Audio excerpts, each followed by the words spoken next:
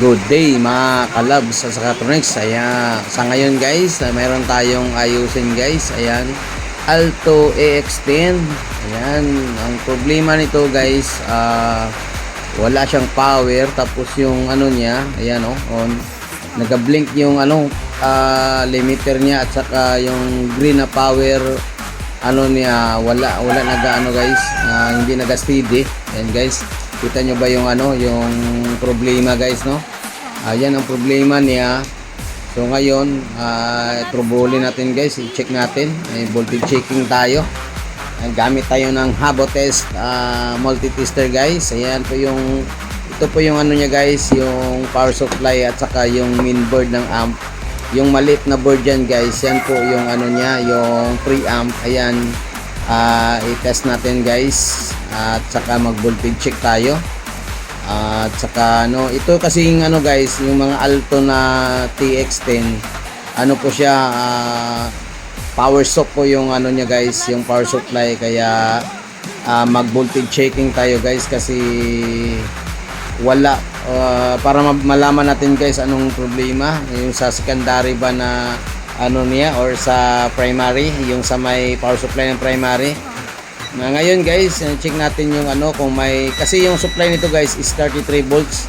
Ngayon wala, kulang yung guys, no? Kulang yung 33 volts, nasa kalahati lang. At saka yung dito guys, yung 15 volts niya nag-blink. Ayan yan ang problema niya guys. Ayan, saka trouble natin yung guys. Ayan, i-check natin, voltage check. Dito muna tayo sa sa AC niya guys. Yung tester natin guys, detect lang lahat, AC DC at saka resistance. Kaya hindi na tayo mag guys, mag select voltage tayo. So select setting, direct na po tayo. Ngayon dito guys, malalaman natin na kulang yung guys, yung DC niya. Kasi yung diyan, to 20 volts yan. Pag mag-convert yan sa DC, nasa mga yan, 280 plus. So ngayon wala siyang guys, short. Kulang po yung niya guys, kulang po yung supply niya. So may tendency guys na may problema yung kapasitor dito sa first filter ng ating power supply guys.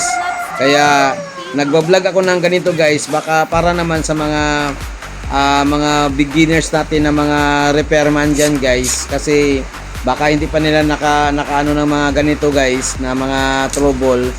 Kaya content tayo nito guys, para naman sa mga natin, mga newbies natin na mga repairman. Ayan, tatanggalin natin guys, na ayan po yung niya, yung value guys is 400 volts to 20 UF. Yan po ang first filter natin sa first power supply guys. Ayan, natin guys, resistance natin. Ayan, wala talagang walang sumipa guys. Ayan, walang sumipa. So may tendency na itong kapasitor niya guys hindi gumagana. So yung yung IC kasi need talaga ng guys, ng capacitance niya. Dapat aakyat yan siya kasi may may trigger voltage yan sa input ng IC niya guys. Kaya yon, nagkuha tayo ng isang kapasitor guys na 400 volts, 100 UF lang yan sa guys. Ayan sumisipa talaga guys, kita nyo sa tester guys. Ayan mga kalab sa Sakatronics, sumisipa talaga yan guys. Ayan, so yung isa guys, na try natin, wala talaga. Ayan walang sipa talaga, walang discharge. Ayan, yan po yung natin, yung content natin guys, paano i-trouble itong mga ganitong mga power supply guys. Pero minsan ito yung problema, yung kapasitor. Minsan yung din, yung power IC niya guys, yung 6 pin yata yan na yan din ang problema. At saka dito sa may guys, sa may 15 volts, pumutok po yung niya guys, yung mga kapasitor na maliliit. Ayan, nag-clearing tayo ng guys, ng soldering pump para pasukan natin ng bagong pisa guys, yung yung butas. At saka ayan, pakita natin yung guys, yung problema diyan sa niya, sa may bandang 15 volts guys. Ayan putok din siya guys. Ayan, putok. Ayan, putok yung dalawa. Ayan, putok yung kapasitor. So tendency ito guys, nag high voltage po yung ano natin, yung source ng kuryente, kaya nasira yung ano. Buti na lang guys, ito lang muna yung ano natin na palitan guys, para malalaman natin, kasi pag palit nito guys, hindi natin ma-expect na mayroon pang sira. Kaya dito muna tayo, mag-replace muna tayo sa mga damage guys na mga parts bago tayo mag-proceed sa ibang troubleshooting guys. Kaya i-comply mo natin yung mga na nasira na mga kapasitor guys bago tayo sa next na naman step na pagre-repair natin ng Alto TX10 guys. Ayan, step by step tayo. Dito muna tayo sa may power supply guys. Ayan, concentrate muna tayo sa power supply. Sa mga newbies dyan, voltage checking, yan talagang pinaka the best guys. Huwag magbintot-bintot, wala yan. Dapat dito tayo sa guys, sa voltage checking. Dapat yung kung split o kung ano man yung power supply niya guys, split, may B+, may B-, dapat nyo talaga na na sakto siya. Kahit hindi siya magsakto talaga, yung 15 volts, so nasa 14.8 dapat pantay or 14. Yan, kasi depende yan sa input voltage natin. So kung baba yung input voltage natin guys, okay lang sana kung itong power sup is 110 to 220. So kung 220 ay 180 to 240 volts, hindi talaga yan mag auto volt. Kaya kung mababa yung in, mababa din yung dito. Ayan. Sa kung sa akin lang ha. Ayan guys, natin yung ayan, tanim na natin yung bagong testing lang to guys ha, kasi 100 UF lang yan na 400 volts. At saka yung doon, yung sa kabila, yung dalawa, na yan siya, binago ko yung value. Yung dati niya is lang 100 UF, so ngayon ginagay ko yan to 20 UF na 50 volts. Yung dati guys 25 volts 100 UF, so walang problema yan. Mas maganda yung mataas ang voltahe, mataas ang capacitance, kasi mas maganda yan siya guys, lalo na sa power supply na side, para hindi talaga agad mag-drop yung voltahe sa natin. Yan, solda natin guys, at saka putulin natin yung sobra na terminal, saka magte-test muna naman tayo ng ng ulit kung may bagong resulta o ganun pa rin. Kaya pag ganun, at troubleshoot naman tayo. Ayan, hanap tayo ng paraan para matapos natin tong ginagawa natin guys. Ayan, simple lang to guys panuorin, pero nung una guys, kasi tatlo tong lumabas na ganito guys, yung sira lahat ganito. Kaya sa ngayon 14 minutes lang to, pero parang summary na lang yata to guys, no, kung paano talaga i-troubleshoot. Walang cut. Ayan, walang cut yan to guys, walang cut. Diretso tayo. Nag-edit lang ako ng voice over para mas maganda yung resulta. Yan guys. Ayan, mag-voltage check na tayo guys. Checking muna natin kung tama ba. Dapat guys, tama talaga yung polarity ng ng kapasitor na nilagay natin, para sigurado tayo guys na hindi puputok, kasi puputok talaga yan. Mas malaki yung damage kung ganun. Kaya ingat-ingat tayo kung maglagay tayo ng mga pisa, magtanim tayo. Dapat yung mga polarity, lalo na kapasitor, mga diode, lahat guys, dapat alam nyo yung polarity niyan. Yun pinakauna. Secure nyo muna guys nga tama yung polarity, or para hindi kayo malito, picturean nyo muna yung board bago kayo mag-troubleshoot, para may reference kayo. Yan, on natin guys, on natin. Ayan, tapos mag-voltage checking tayo guys. Ayan, dito tayo sa sa Habotes. Ayan guys, 200 plus, mag 290 plus na kapin, plus yung guys, yung natin voltahe. So maka-create na yan siya ng guys, magandang output dito sa secondary. Ayan, 30 volts na talaga. Yan na po yung natin guys, yung yung B+ niya na 33 volts, at saka yung sa kabila 33 volts na B-, lumalabas na guys. Kaya yan, magandang yan,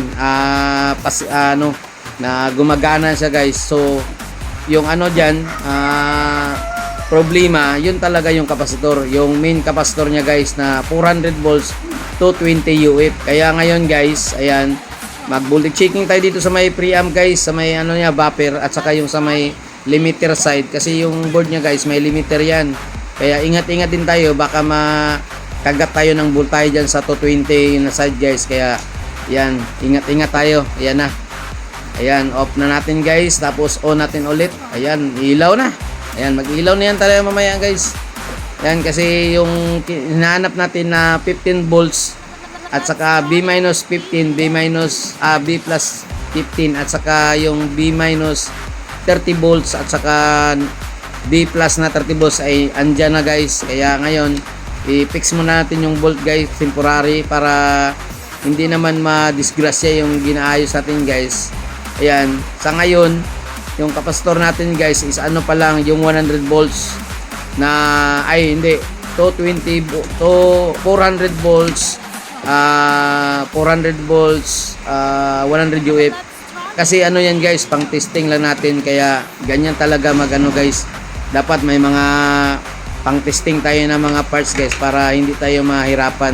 Kasi kung magbili pa tayo, lalaki yung ano natin, yung gasto.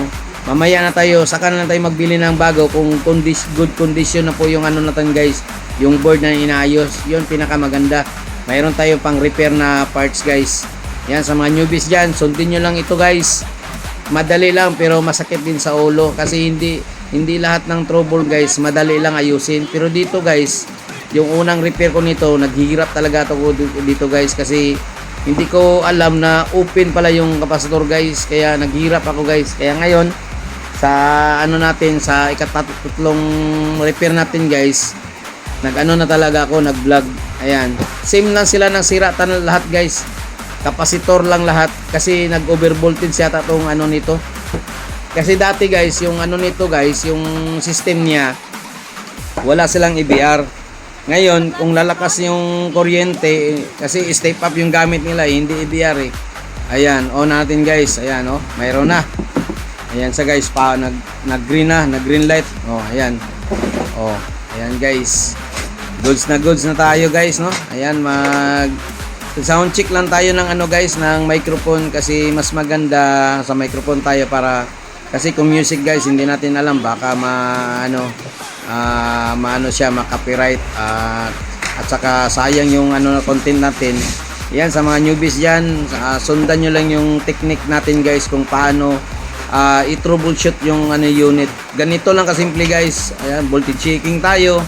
Ayan, pagkatapos palit tayo ng mga pisa kung gusto niyo magpalit. Mas maganda talaga guys, mayroon tayong ano, ayan yung ano natin, pang testing na mic guys, no.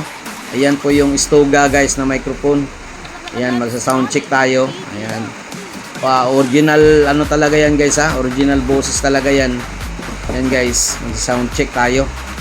Ayan, o natin. Ayan, sound check. Ayan, galing. Check. Guys, gumagana talaga guys. Ayan. Check. Sound check. Makikita natin na ano talaga, okay na yung resulta niya. Sa ngayon guys, okay na po siya, okay na po yung ano natin, yung ginagawa. Pagkatapos yan guys, i-torture natin yan 2 days, 1 day and 1 night na naka-on. Wala siyang signal. Importante na okay na siya. Ayan. Ayan guys.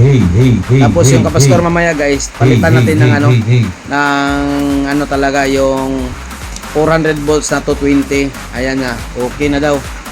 Ayan, sabi ni Labstronic, okay na. Ayan guys, off natin. Check. Ayan, on ulit. Sound check natin guys. Ayan, ganda ng ano, ng resulta guys. Kaya ganyan talaga magano guys, troubleshooting tayo.